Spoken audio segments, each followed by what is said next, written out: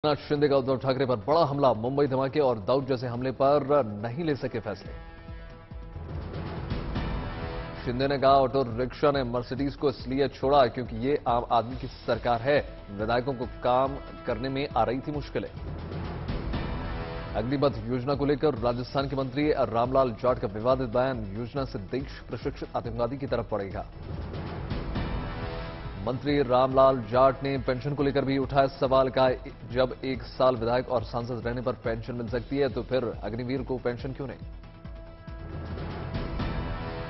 Money laundering case में आजम खान के बेटे अब्दुल्ला आजम पर कसा शिकंजा, ईडी ने की पूछताछ। लॉरेंस बिश्नोई को कोर्ट में किया गया पेश। अमृतसर पुलिस को मिली 5 दिन की रिमांड।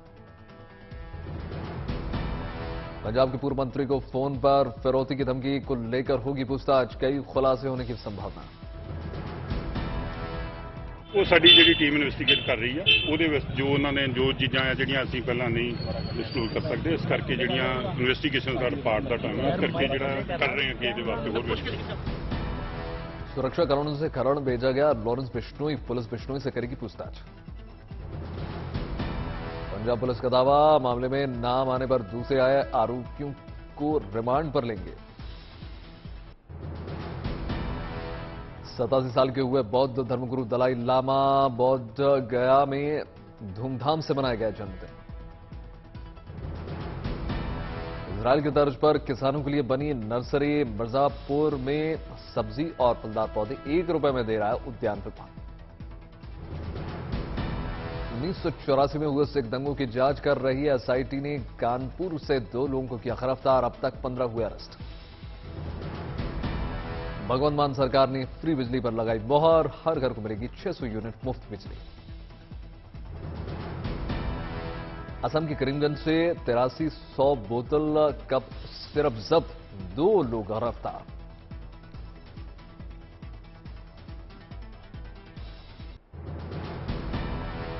मुंबई में जारी बारिश का कहर। काला नगर में सड़कों पर भरा है पानी, रेंगती रही हैं कारें। मुंबई में बारिश से पानी में डूब गई गाड़ियां। बीएमसी की लेक्चर तैयारियों से लोगों को भारी नुकसान। कॉलेज छात्रों को भी काफी मुश्किलें। महाराष्ट्र के ठाणे में भारी बारिश। कई इलाकों में पानी भरने से लोगों की बढ़ी मुश्किलें।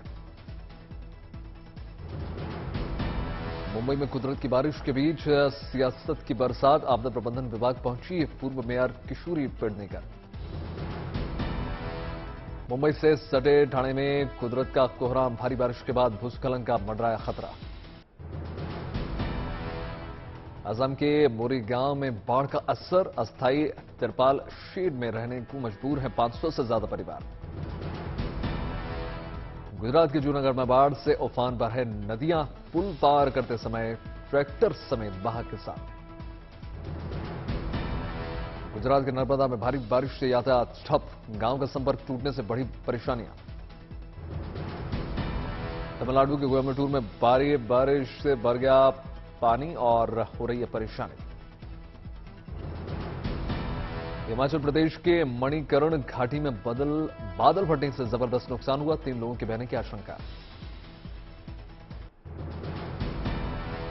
बिहार के नौगछिया में बाढ़ के कारण घर छोड़ रहे हैं लोग। जमीन ढहने से बड़ी परेशानी। शिमला में तेज बारिश से जलभराव। भूस्खलन में 14 साल की नाबालिग की मौत। 2 अभी भी घायल। हिमाचल प्रदेश के मुख्यमंत्री जयराम ठाकुर ने अधिकारियों के साथ बैठक की। बाढ़ और भूस्खलन को लेकर चर्चा। महाराष्ट्र के रत्नागिरी में बाढ़। कजली नदी में उफान से डूब गया मंदिर। कर्नाटक के दक्षिण कन्नड़ में भारी बारिश से इंजीनियरिंग कॉलेज की दीवार गिर गई। हादसे में 3 गाड़ियां चकनाचूर। इंडियन कोस्ट गार्ड ने अरब सागर में किया सफल रेस्क्यू ऑपरेशन। पोरबंदर तट से 190 किलोमीटर दूर फंसे 22 लोगों की बचाई जान। बचाए जाने वाले लोगों में 20 भारतीय, 1 पाकिस्तानी और 1 श्रीलंकाई शामिल। इंडियन कोस्ट गार्ड ने सबको सुरक्षित पोरबंदर तट पर पहुंचाया। स्टार्टअप चैलेंज 2022 में बोले उत्तराखंड के मुख्यमंत्री धामी। इस बार कांवड़ यात्रा में 4 करोड़ भक्तों के आने की उम्मीद जताई जा रही। मुख्यमंत्री धामी की कांवड़ यात्रियों से अनुरोध है हर कांवड़ियों 1 पौधा जरूर लगाएं।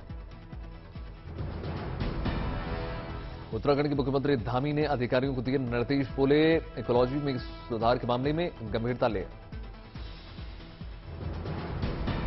उत्तराखंड पुलिस ने कांवड़ यात्रा के मद्देनजर जारी किया ट्रैफिक प्लान, रोडवेज और पैदल कांवड़ यात्रियों को ध्यान में रखते हुए बनाई यातायात व्यवस्था। रूसी हमले में यूक्रेनियों की मौत के आंकड़े के चौंकाने वाले दावे, स्टैटिस्टिक्स एजेंसी की रिपोर्ट के मुताबिक यूक्रेन में अब तक 5500 से ज्यादा नागरिकों की मौत। यूक्रेन के लवीव इलाके में रूसी सेना ने एक के बाद एक लगातार 3 मिसाइलें दागी, जिसे यूक्रेनी लड़ाकों ने हवा में ही मार गिराया। रूस के कब्जे वाले खेरसान में घुसपैठ करने में कामयाब रही यूक्रेनी सेना, रूसी सैन्य ठिकानों को किया तबाह।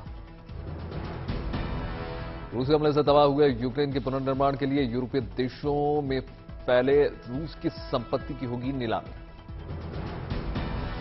यूक्रेन के ड्रोन हमले को नाकाम करने के लिए एक ऐसे एंटी ड्रोन बंदूक को इस्तेमाल किया करेगा रूस, जिसके हमले से हवा में ही यूक्रेन ड्रोन पूरी तरीके से हो जाएगा डिफ्यूज।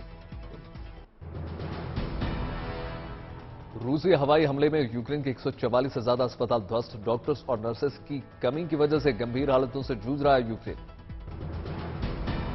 नेटो और पश्चिमी देशों से मिले सैन्य हथियारों ने यूक्रेन की सैन्य ताकतों को मजबूत करने को किया है काम।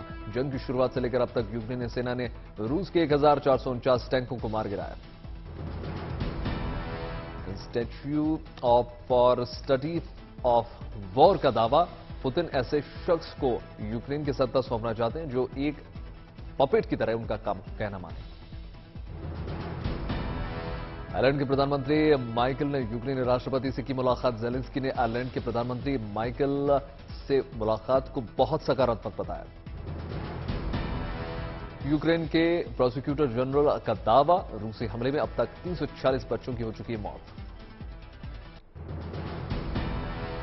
फ्रांस में रेलवे कर्मचारियों की एक दिन की हड़ताल, वेतन बढ़ोतरी की मांग। रेल कर्मियों की हड़ताल से फ्रांस में ट्रेन सेवाएं हो रही हैं बाधित, जिससे लोगों को हो रही है भारी मुश्किलें। उत्तरी मैसेडोनिया और बुल्गारिया के बीच भाषा को लेकर चल रहे विवाद को सुलझाने की फ्रांसीसी प्रस्ताव को जोरदार विरोध हो रहा है। नॉर्थ मैसेडोनिया में फ्रांसीसी प्रस्ताव से भड़के लोगों ने जमकर तोड़फोड़ की। राजधानी स्कोप्से में हजारों की भीड़ ने पुलिस पर हमला बोल दिया। स्पेन में बुल रेसिंग फेस्टिवल की शुरुआत, कोरोना महामारी के बाद पहली बार इस पारंपरिक और बड़े फेस्टिवल का आयोजन।